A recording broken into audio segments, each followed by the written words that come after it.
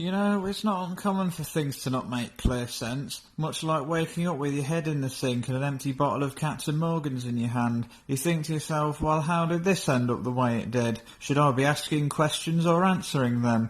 All you know for sure is that what happened before must have been great, and you'll leave it at that. Which leads me nicely into Fear and Loathing in Las Vegas, a deliberate nonsense tale based upon an even more nonsensical tale, one that diverts conventions and doesn't hesitate to tackle the absurd. So let's get into it. So it begins with a newscast from 1971 with My Favourite Things playing, or whatever it's called.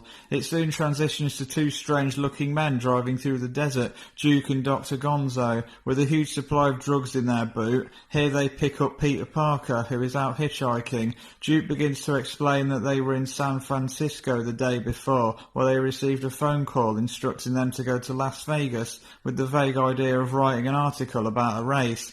And in honesty, this is literally the gist of the story. Just two men, a lot of drugs, and the loose idea of writing an article and pursuing the American dream. During the drive, Duke pops some acid and later begins to trip later in the hotel lobby. Honestly, this scene is absolutely brilliant. The floor starts churning and everyone suddenly turns into a lizard. Terrified, Dr. Gonzo has to complete the desk transaction on his behalf. The next day they go to the race and he himself begins to question his assignment, stating that the race had begun and that he knew that much. Later he returns to the hotel and literally this whole movie is just one drug-fueled mishap after another to various degrees of disaster, and it's at this point he later says he doesn't really know why he's there, and he begins to reminisce about the 60s, saying how everything was much better and it was a wonderful time to say you were part of. A bit like the 2010s and now then, I guess. Ha ha ha! But after this, he soon realises he has fucked up big time with the hotel bill and services charge, so he decides to make a run for it.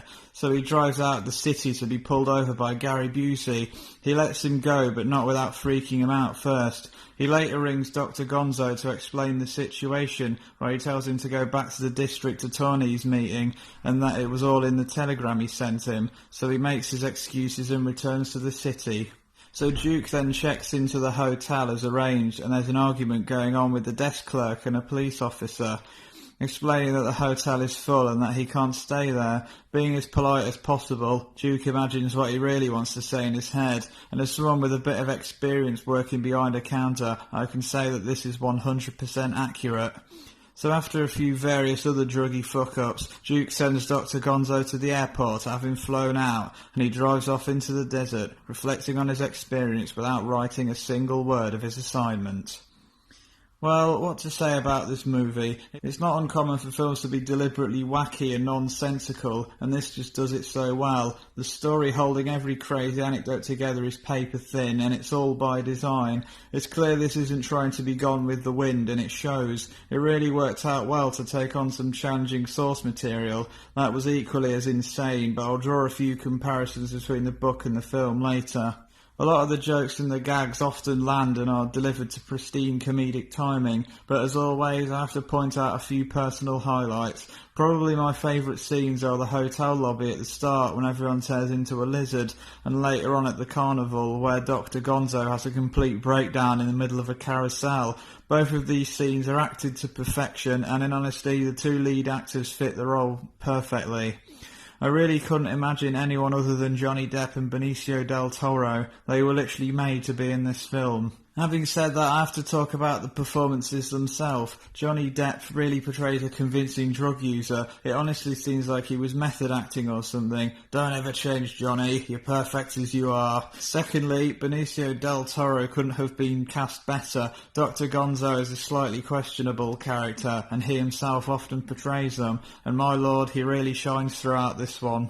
Aside from the main cast, all of the minor characters and actors all have memorable encounters. They all culminate together to make the world seem real and not just some fantasy. Personal favourite is when Penn Jillette suddenly appears at the circus.